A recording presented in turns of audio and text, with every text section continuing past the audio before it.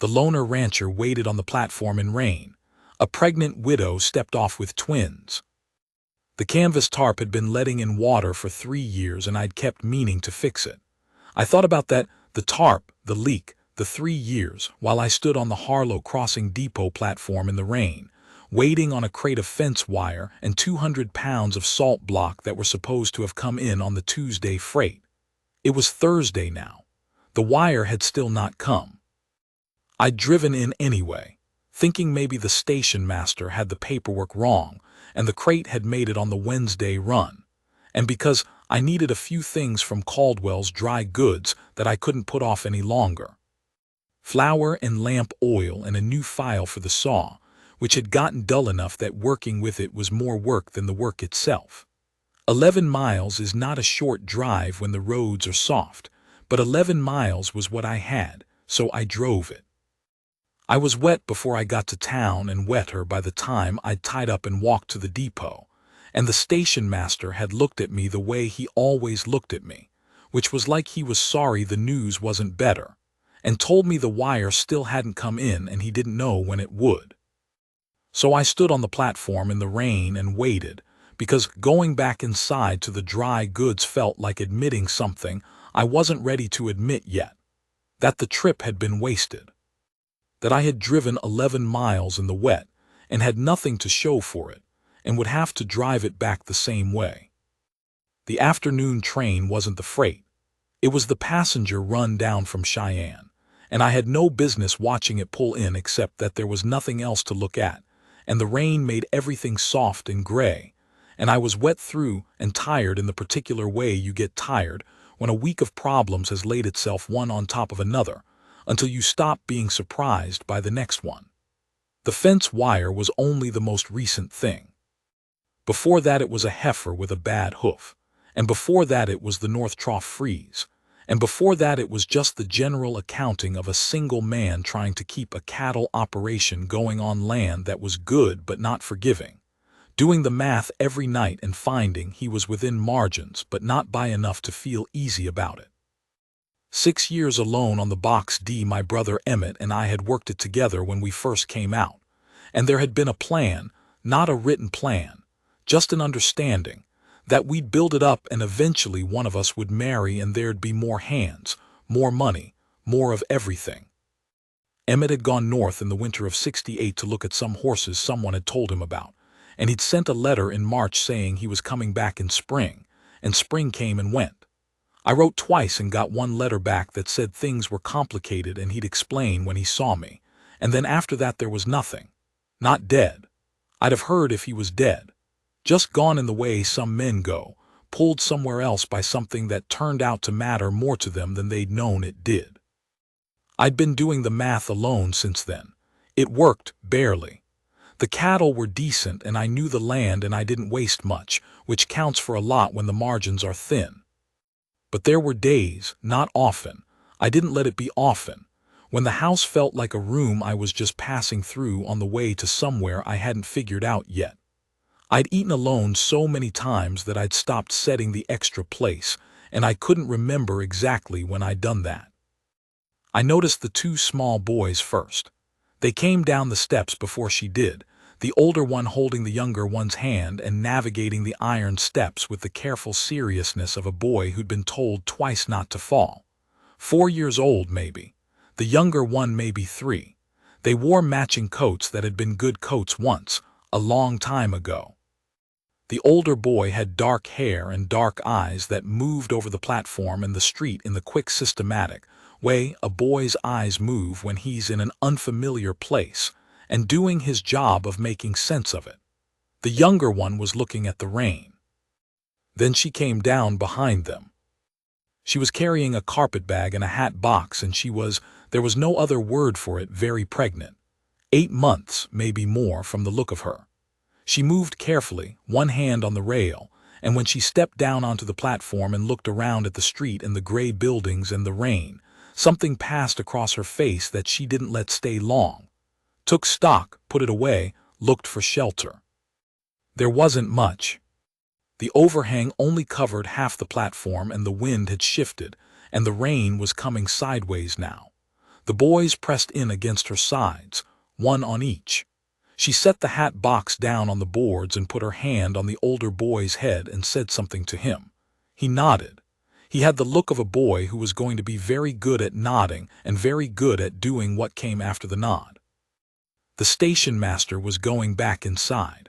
The drummer who'd gotten off ahead of her was already loading his case into a waiting buckboard. Old Walt Prout was collecting his daughter-in-law and her baby and talking over them the way Walt always did. The platform was clearing out. She was still standing there, holding the hat box again now, looking at the street with the steady, unreadable look of someone who is making a plan, and not yet sure the plan is going to work. Neither boy was making a sound, which I have learned is not a good sign in small children. Quiet like that means they are reading their mother, and they don't like what they're reading. I walked over. I don't know exactly what I planned to say. Something practical. Something about the hotel, probably. Mabel Cord ran a clean place 3 blocks up, and she'd faced worse arrivals than this. I thought I'd point the woman that way and be done with it and go back to standing in the rain waiting on wire that wasn't coming. "You meeting somebody?" I asked. She turned and looked at me directly. She had dark eyes, brown, nearly black, and they were not soft eyes. Not hard either. Tired was what they were, and behind the tired was something sharper. She was taking my measure the way a woman takes a man's measure when she doesn't have the luxury of being wrong about him. "No," she said. "You have a plan for tonight." She looked at me a moment longer. The rain hit the boards between us and ran into the gap. "I was going to find work," she said. "I was told there was a town here, that there might be something." "Who told you?" She named a man I didn't know. A man in Cheyenne, she said, who'd known her husband and had said Harlow Crossing was growing. There'd be positions. I looked at the street. Harlow Crossing had a hardware, a dry goods, a hotel, a saloon, a barber shop, a lawyer who was there twice a month, and a church that had lost its preacher the previous year and was still looking. Growing was generous. "The hotel," I said, 3 blocks north, sign says Cords. Mabel Cord runs it, she's decent." I picked up the hat box, it came up light, very little in it, and held it. "I'll carry this that far." She looked at the hat box in my hand, then at me. "I don't know you," she said. "Harlan Deeds," I said. "I run a cattle operation 11 miles out, the Box D. You can ask anyone here if I'm safe. Ask Mabel when we get there, she'll tell you." She thought about that. The older boy was looking up at me with the particular blank appraisal of small children who have not yet learned to disguise what they're doing. "Clara Morse," she said. "These are my boys, Samuel, and the little one is Thomas." "Mrs. Morse," I said, and picked up the carpetbag too because she was not going to carry both of them 3 blocks in her condition, and we walked off the platform and up the street in the rain. She walked without complaint and without slowness, which I noticed. She had a particular way of moving that was efficient, not hurried, just with no waste in it. Thomas got interested in a puddle at one point, and she said his name once, quietly, and he came away from it without drama. Samuel walked on her other side and looked at everything. At the hotel, I set the bags down and stepped back, because I didn't want her to feel crowded, and Mabel came out from the back and took her in and asked the reasonable, practical questions that Mabel always asked, because Mabel ran her place like a business and not a charity, which was fair. How long did she plan to stay? What were her means? Clara answered the first 2 honestly, and at the third she opened her bag, and what she had was $11 and a handful of cents. I could see Mabel doing the arithmetic, 2 nights, maybe 3. I should have left. I'd done what I came to do, which was nothing that had been asked of me, and I had wire to wait on, and a horse to see to, and 11 miles to drive back before the creek came up. "What kind of work were you looking for?" I asked. Clara looked at me with those dark measuring eyes. "Cooking, sewing. I can keep books, my father ran a store, I know figures, anything useful." "Whoever told you there was work here?" Mabel said, not unkindly, just with the flat accuracy of a woman who knew her town, didn't know what they were talking about. It's a small place and it's been a hard year. There was a silence. Thomas had found the leg of a chair and was holding on to it and studying the pattern in the wallpaper. Samuel was next to his mother, hand in hers, looking at nothing in particular. I thought about what I was about to say. I held it a minute, turned it over, checked it from the different angles a man checks something when he suspects he's about to change the shape of his life. 6 years alone on the Box D. A house with 2 bedrooms doing nothing. A kitchen I used badly.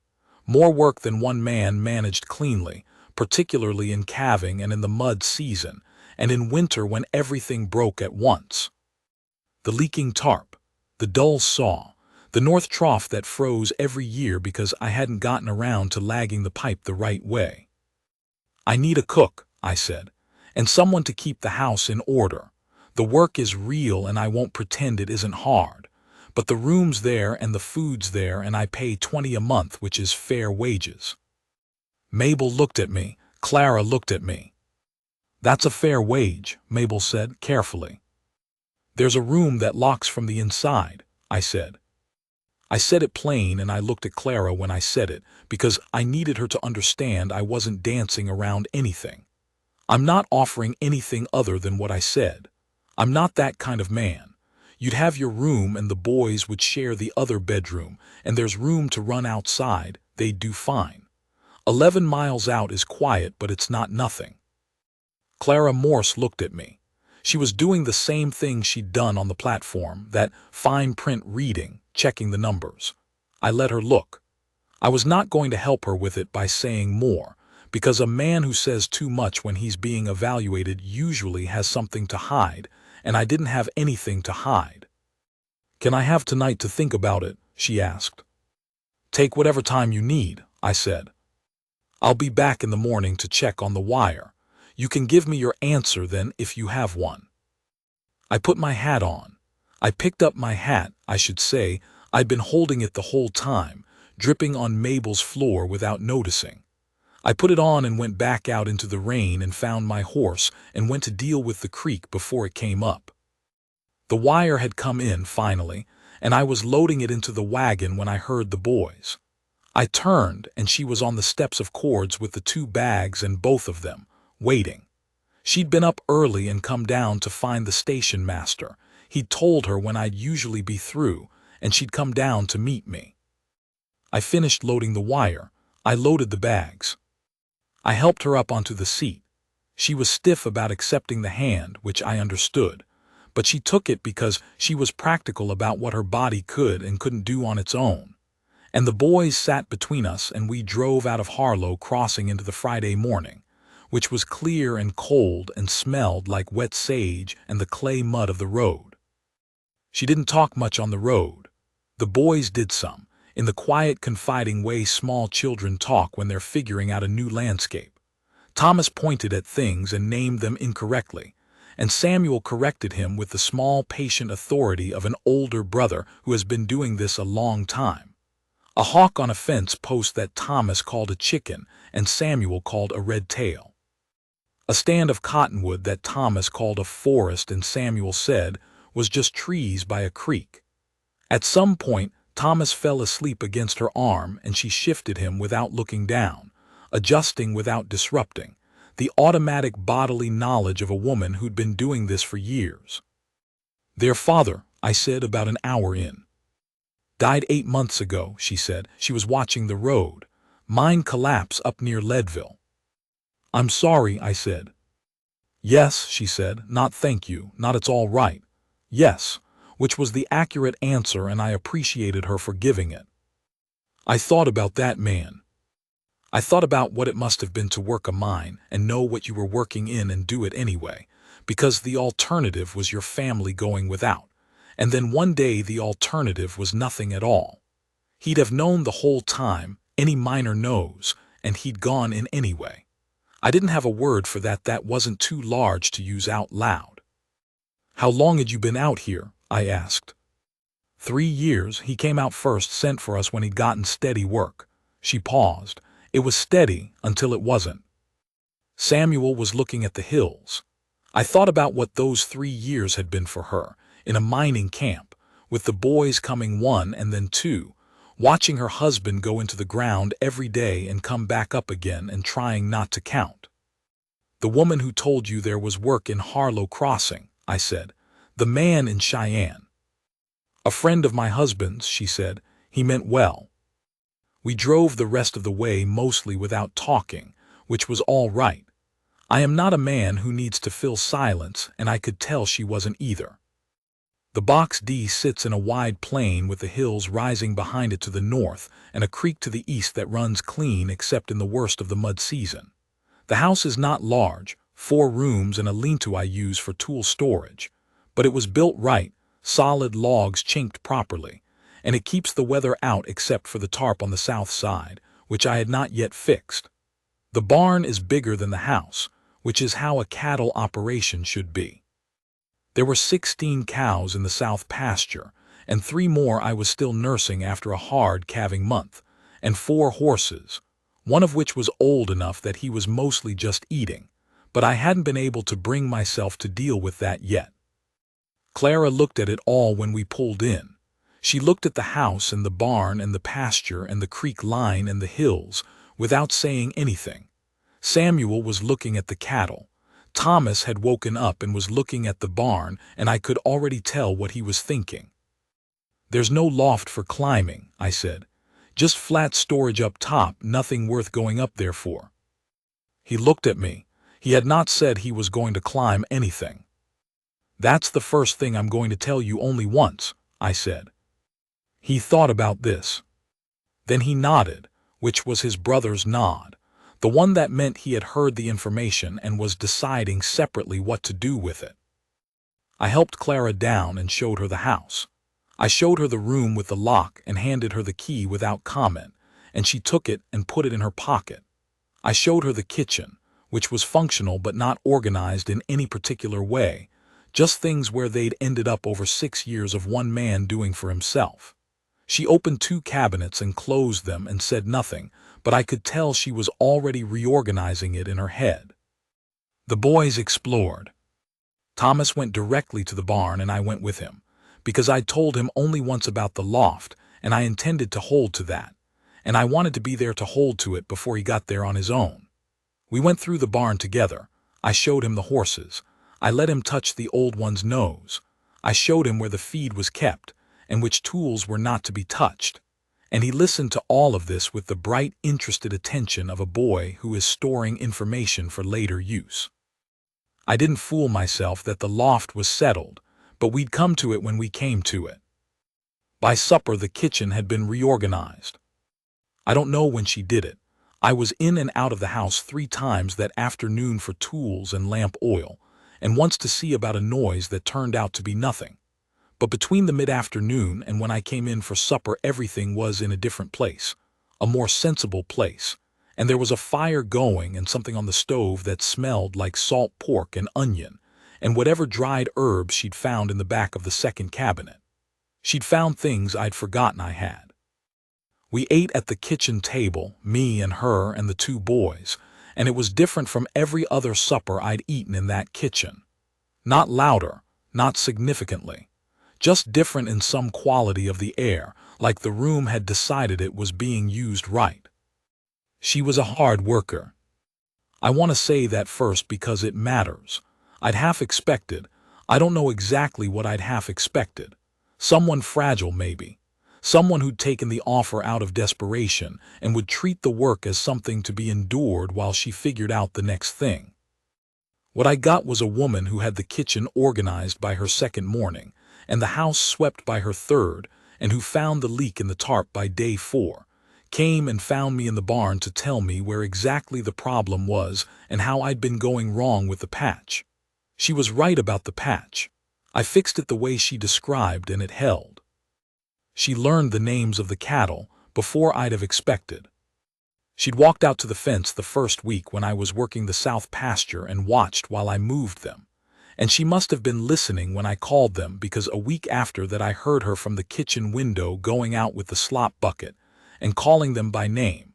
one at a time, and they came the way cattle come when someone's been naming them regularly, which is with more interest than they show for strangers. Thomas found the hayloft by day 5.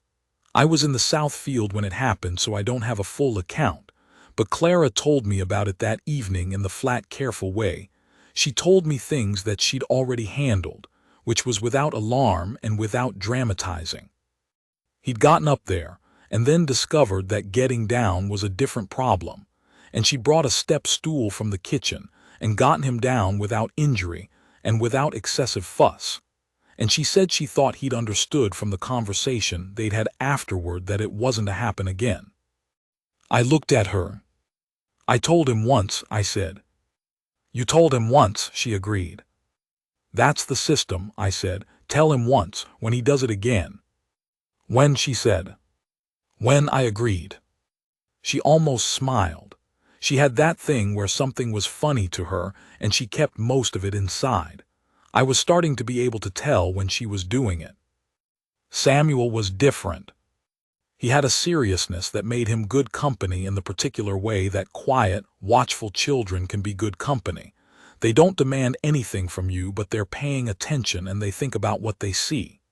By the end of the second week, he'd started following me on my morning check of the pasture fence, not in the way, not asking to be included, just walking a distance behind and watching. I didn't say anything about it. After a few days, I started pointing things out: a loose post, a spot where the wire was starting to rust, a place where something had been digging under the fence line. He'd look and nod. He didn't ask many questions, but the questions he asked were good ones. One morning he said, "What happened to the other fence?" "The east one." I looked where he was looking. There was an old line of stakes still visible in the grass, a fence I'd taken out 5 years ago when I'd redrawn the pasture boundaries. "Change the pasture," I said. "Needed more room on that side." He thought about this. "Did you put it somewhere else?" "Use the wire for the north fence," I said. He looked at the north fence, working out the geometry of it. 7 years old, and he was working out the geometry of a fence line. I thought about what kind of man he was going to be.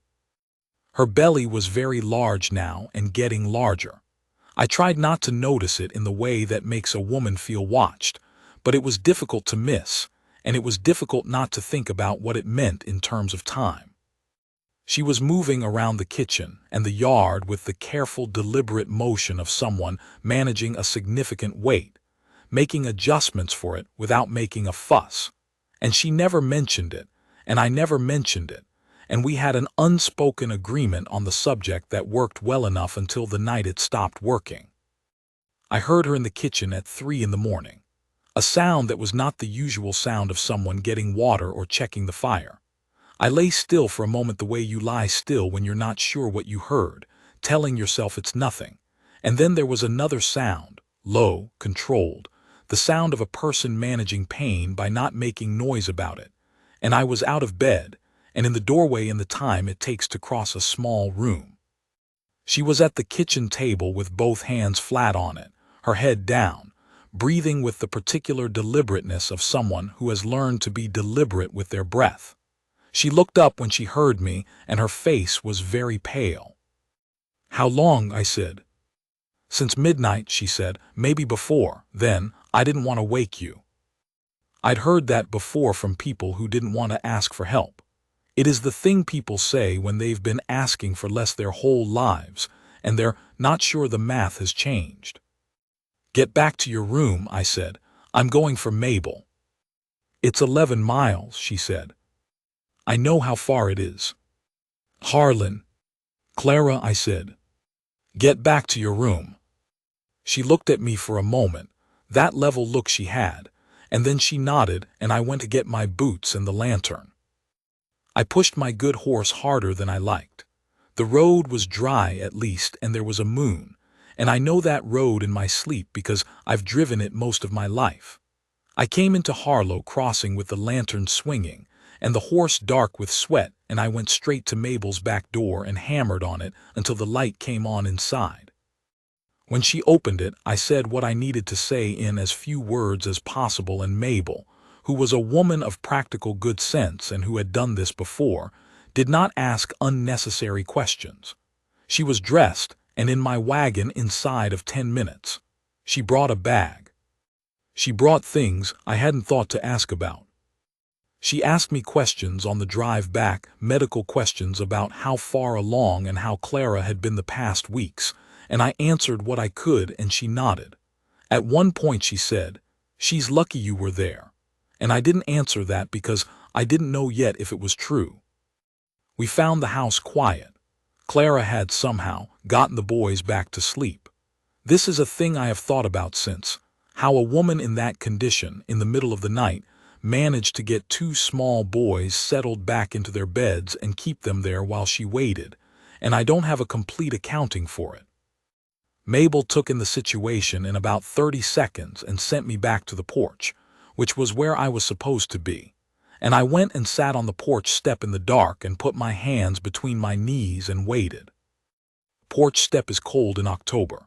I sat on it and listened to the sounds from inside, which were not dramatic sounds, just the ordinary sounds of something serious being handled by someone who knew how to handle it, and I thought about things I had not quite allowed myself to think about until then.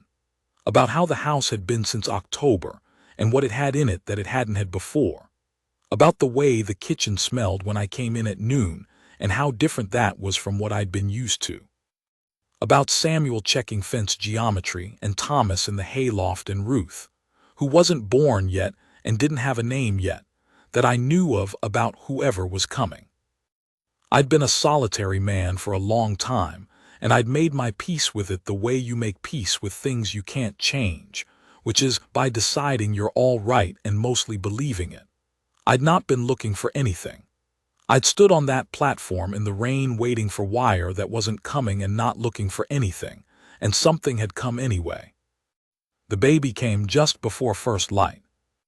The cry came through the door and I heard it, that first clean sudden cry, and I sat still on the step with the dark beginning to go gray around me and the prairie coming up pale in the east, and something moved through my chest that I couldn't have told you the name of. Not quite relief. Something older and quieter than relief. The feeling of a thing settling, of something you didn't know you'd been holding releasing. Ruth, Clara named her. I heard it through the wall a little later, Mabel saying, "Well, isn't that a fine name?" Clara saying it in the tone of someone who'd already decided. Mabel stayed 2 days. When she left, she pressed my hand at the door and held it a moment. She said, quiet enough that Clara wouldn't hear from inside, "You did right by her, Harlan." I didn't know what to say to that, so I just held still, and she released my hand and climbed up into the wagon, and I drove her back to town. On the drive, she talked about practical things, what Clara would need the next few weeks, what to watch for, how long before she should be up doing full work. I listened and remembered what I could. When I dropped Mabel at Cords, she leaned back and looked at me in the particular way Mabel looked at people when she was deciding whether to say the next thing. "She's a good woman," Mabel said. "I know that," I said. "She's had it hard." "I know that too." Mabel looked at me a moment more. Then she climbed down and said goodbye and went inside, and I drove the 11 miles back without company. The weeks after the birth were not easy weeks. Ruth was a poor sleeper, and Clara was mending faster than she should have been, faster than she had any business being, because she would not stop moving when she needed to stop moving. I took to leaving things within reach, flour within reach, the water bucket within reach, small adjustments to the arrangement of the kitchen that she didn't acknowledge and didn't need to, because she used what I put there, and that was enough. Samuel carried water from the pump and did it willingly, and did it right.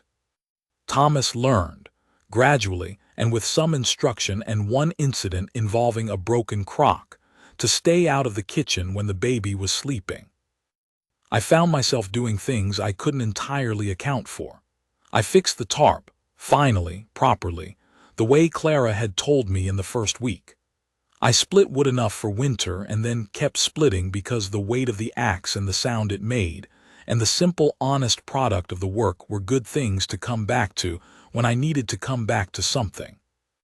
I strung a rope along the path from the house to the outhouse, so she could find her way in the dark without carrying a lantern with the baby in her other arm.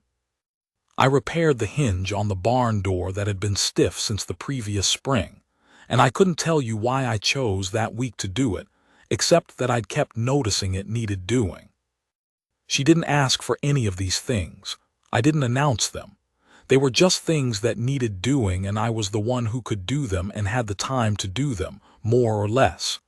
That was the accounting I gave myself, and it was accurate as far as it went. One evening in November, a month after Ruth, I came in from the barn, and the kitchen was warm and smelled like something good, something with venison in it that she must have been working on since midday. Samuel was at the table with a piece of charcoal he'd found somewhere, drawing with great concentration. Thomas was eating a cold biscuit from the tin on the shelf, which he'd gotten by himself, which meant he'd climbed the stool, which we'd discussed. I looked at him and he looked at me, and he climbed down from the stool with the biscuit. We looked at each other for a moment. "Was it worth it?" I asked. He thought about it seriously. "Yes," he said. "All right," I said. Ruth was in the blanket box Clara had set up as a bed for her, near the stove where it was warm, asleep in the way new babies sleep, which is completely. Clara was at the stove with her back to me. She said without turning, "There's coffee, sit down." I hung up my coat and my hat, and I sat down, and poured from the pot she'd left within reach. She brought the stew and set a bowl in front of me, and then sat across the table with her own, and we ate. Samuel showed me his drawing, which was a horse, recognizably, and I told him it was a good horse, and he looked at it critically and then looked satisfied. Thomas finished his biscuit and climbed up on the bench and fell asleep on it, and Clara reached over without breaking the conversation. We were talking about whether the North pasture could support another 10 head in spring, a practical conversation, the kind we had in the evenings about the ranch, and moved Thomas without waking him so he wasn't going to roll off. It was quiet. The fire was going, and outside the wind was doing what November wind does in that country, which is steady and low, and the kind of sound that makes inside feel more like inside. Ruth's breathing was audible in the pauses. Samuel had gone back to his drawing. Clara had her hands around her coffee and was looking at the stove. I thought about the list of things I'd said to her in that hotel lobby, the reasons I'd given her. The thin operation, the set ways, the long time alone, all of it true, but sitting there at that table with the bowls and the fire and the boys and the baby breathing, I thought that the list had been a smaller picture than what I was looking at now, and I wasn't sure I'd known that then.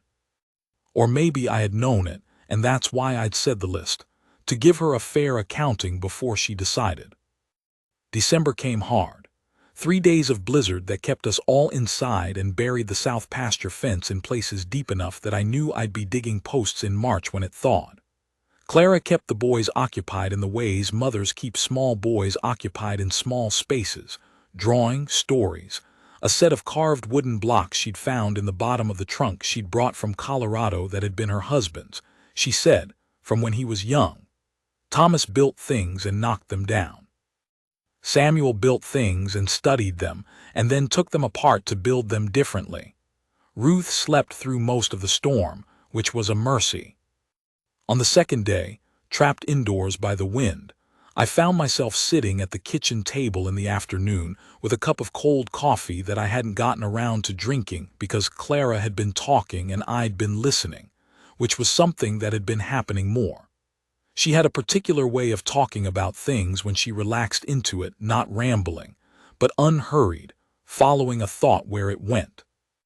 She was telling me about her father's store in Ohio, where she'd grown up, how he'd kept the accounts and she'd started helping with them when she was 12, and had been better at it than he was by the time she was 14, which she'd understood well enough not to say out loud. "Did he know?" I asked. "He knew," she said. "He was a smart man. He just preferred not to have it confirmed." I laughed. I don't laugh a lot, and it surprised me a little. The way a sound surprises you when you haven't heard it in a while, and then you hear it and you think, oh, that's what that sounds like. She looked at me when I laughed. Something in her face that was quiet and satisfied, like something she'd been waiting to hear. There it is, she said. There what is, I said. She shook her head slightly, which meant she wasn't going to tell me, and went back to the coffee she'd been drinking. Thomas crashed his tower of blocks and said a word he'd learned somewhere that he wasn't supposed to know, and Clara said his name once, and the afternoon went on. At night the wind came under the door, and I'd rolled a piece of old canvas against the sill months ago that helped some, but not entirely. I lay in my room and listened to the wind and to the small sounds of the house with people in it, Ruth's occasional murmur, once the sound of a floorboard in the hall, Clara checking on the children, and thought about the store in Ohio and the accounts she'd been better at than her father, and the man who'd come out to Colorado for work and brought his family after him, and the November morning and the train platform in the rain. I thought about the word I'd been circling around and not using yet. A man can circle a word for a long time when the word is a large one, and he's not certain of the ground under him. But there is a point where the circling becomes its own kind of answer, and I had probably crossed that line around November, or maybe earlier than that. In February, a man rode in from the south. I saw him coming from the rise while I was checking the east fence, a big man on a gray horse moving at a steady walk that meant he knew where he was going. I finished the post I was working on before I walked back, because I wanted a moment to think, and because a man who comes in a hurry to meet trouble sometimes makes more of it than needs to be made. His name was Edwin Colbert. He said he was her husband's brother, up from Colorado, and that the Morse family had sent him to collect his brother's wife and his brother's children and bring them home, where they belonged. He said this in the flat tone of a man delivering a decision that's already been made and doesn't need discussing. He did not look at the children once when he said it. He looked at Clara. She was standing in the doorway of the house with Ruth on her arm and both boys behind her, and she looked at Colbert the way I'd seen her look at things she'd already decided about. Steady and without heat. "I'm not going with you, Edwin," she said. "You don't have a say in it," he said. "Those boys are Morse children, Reuben's boys. The family has rights." "They're my children," she said. "I have rights too." He looked at me then, sizing things up, trying to work out what I was to her and what that was worth. "She's working here," I said. "She and the children live here. You want to make an argument about legal rights. The lawyer comes to Harlow Crossing on the first and third Tuesday of each month. I talked to him before I made any other decisions." He looked at me for a while longer. He was a big man, and he'd probably been using that to settle arguments his whole life. I am not a large man, but I am not a small one either, and I've been working cattle land since I was 16. And there is a kind of steadiness that comes from that, a way of standing that is not the same as being big but is sometimes more useful. "I'll be back," he said. "That's your choice," I said. He rode out. I watched him all the way to the rise and down the other side. Clara had not moved from the doorway. When I turned, she was looking at me, not the measuring look. Something past the measuring look, something that had come through on the other side of it. She'd been looking at me that way more often lately, and I'd been noticing it and not knowing what to do with it, because it seemed like something that needed to be handled carefully, and I am not a careful man with that kind of thing. I am a careful man with fence posts and cattle and the practical business of keeping a ranch going. The other kind of careful I have had less practice with. "He'll come back," she said. "I know," I said. "We'll deal with it when he does." She looked at me a moment more. Thomas had appeared from the barn. He'd been watching from the barn door, I later figured out, because Thomas always wants to know what's happening but knows when to stay back, which is a more sophisticated read of a situation than I'd have expected from him. And he came and stood next to her, and she put her hand on his head without looking down, the automatic gesture, hand to the boy's head. "Thank you," she said. It was the first time she'd said it that way. Not the ordinary small thank you for the coffee brought in or the water hauled. The real one, the one that lives underneath the ordinary ones and doesn't come out often. The one that means something has been given that can't be returned in kind. "Nothing to thank me for," I said. "That's just what happened. Go inside, it's cold." I thought ahead about Colbert. That's the plain truth of it.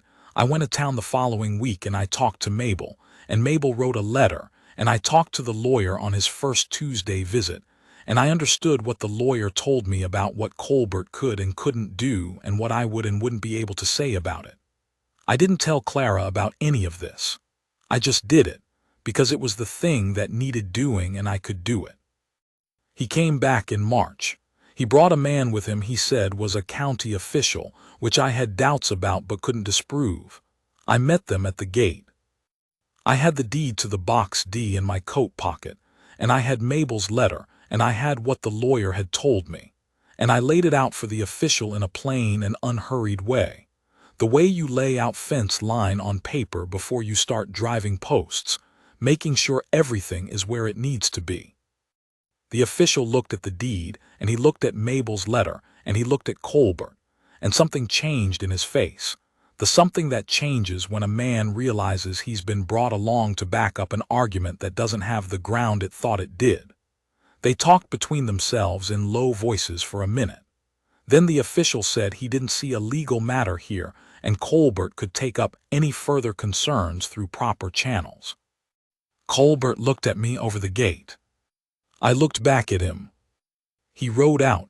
I watched him to the rise again. Clara found out about the letter from Mabel. I hadn't planned to keep it from her. I just kept doing the next thing and hadn't thought to announce it. She came to me in the barn on a Saturday afternoon in late March. One of the first Saturdays that felt like spring was thinking about arriving, the light coming in through the south-facing door at a low angle that made everything in the barn gold and soft.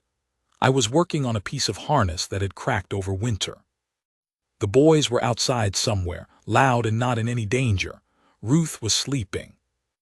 I heard her come in and kept working, and she came across the barn and sat down on the barrel I keep near the workbench, the one I think of as the thinking barrel because it's where I sit when I'm working through a problem and need to see it from a different angle. She sat with her hands in her lap. "Mabel told me," she said. I kept working on the harness. "The letter, the lawyer," she paused. "You thought ahead." "It seemed like the thing to do," I said. She looked at her hands, then at me. "I need to say something to you," she said, "if you'll let me." I set the harness down on the bench and turned to look at her. "I came here because I had nothing," she said. "I want you to know I know that. I didn't come here looking for. I was careful not to let you think I expected more than what we agreed to. The wage and the room and the work." "I know," I said. "I know you do," she said. "But I need to say it out loud because I need to say the other thing too, and I want the first thing on the record before I say the second." I waited. She looked at me in the direct way she had, without hedging. "I've been watching you for 6 months," she said. "With the boys, with Ruth, with the way you work this land and the way you think about things before you do them. I've watched you fix problems before anyone knew they were problems and stand at a gate when a man came looking for trouble and be exactly what you said you were in that hotel lobby, which is not nothing. That's a considerable thing, to be what you said you were." She stopped. "I don't know the right word for what I'm trying to say, but I'm not here because I have nothing anymore. I'm here because I want to be here, and I need you to know I know the difference between those two things." I sat with that for a moment. "I'm not a young man," I said. "I know how old you are," she said. "The operation's thin, getting better but thin. I've been alone a long time, and a man doesn't come out of 6 years alone without some rough edges he doesn't know about yet. I've been finding the rough edges," she said. "I'd say they're manageable." "All right," I said. She waited. "That was my list," I said. I just wanted you to have heard it before." "Before what?" I thought about how to say the next thing. I am better with fence posts and cattle and practical work than I am with this, which is something a man knows about himself when it matters.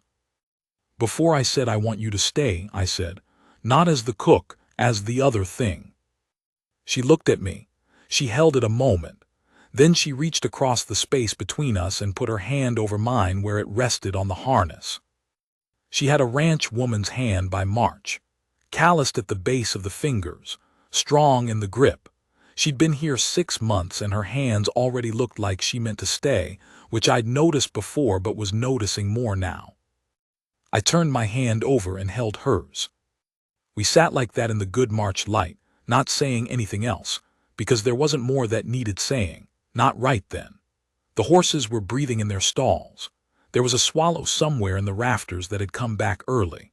Outside, the boys were doing something that involved running and a sound like a tin can being kicked, and Ruth would be waking up before long, and there was supper to think about and a harness to finish, and the whole long pull of the day still in front of us. But it felt different.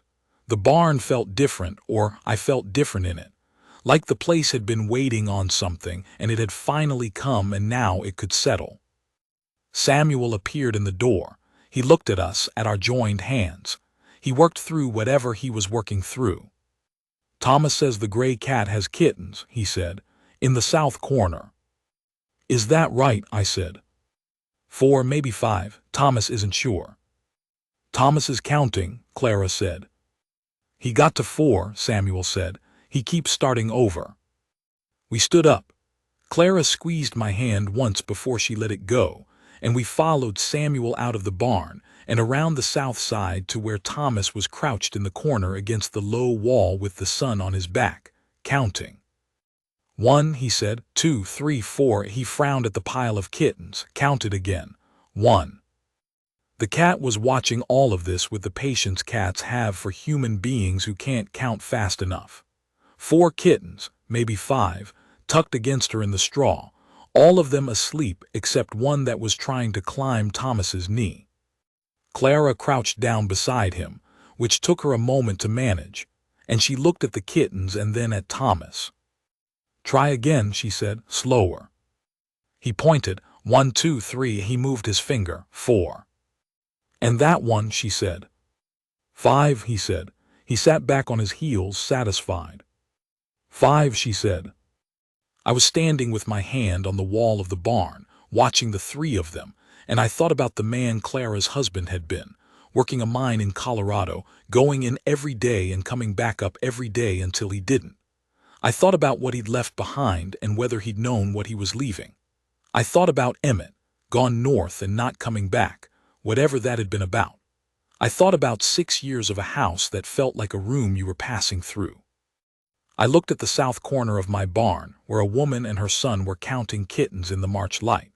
I could hear Ruth somewhere inside, beginning to wake up, the small escalating sounds of a baby deciding she's been patient long enough. Samuel was leaning against my side with the unconscious ease of a boy who's decided someone is safe, the weight of him casual and complete. I put my arm around his shoulders. He didn't react, just leaned a little more.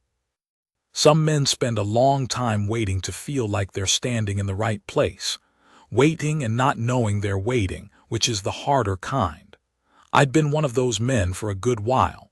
I knew what the waiting felt like, the particular weight of it, the way it sits in the chest like something you don't examine too closely. I looked at all of it, the barn and the land and the hills behind it and the pale blue March sky and Clara and her 3 children in the corner. A woman who had watched me for 6 months and decided she was here because she wanted to be, and Ruth inside waking up, and Samuel against my side with his whole small solid weight. And I thought, this is the other thing. This is what's on the other side of the waiting. The light was long and pale, and the mud was firming up, and it was almost spring. There was harness to finish and supper to start, and 5 kittens to figure out what to do with, and the whole long good pull of a life in front of us. Thomas looked up at me. "Can we keep them?" he asked. "Ask your mother," I said. He looked at Clara. She was already looking at me. She had that thing where something was funny to her, and she was keeping most of it inside, and her eyes were warm with it, warm and direct. 2, she said. We can keep 2. Thomas looked at the kittens. He counted to 5 and thought about this. Which 2? He said. That, Clara said, is an excellent question. I listened to them work it out. The 3 of them in the corner, Ruth's voice coming across the yard, the swallow in the barn rafters and the creek running clean to the east. And I thought about a canvas tarp and a crate of wire that didn't come in and a woman who stepped off a train in the rain and didn't look away. I thought, all right.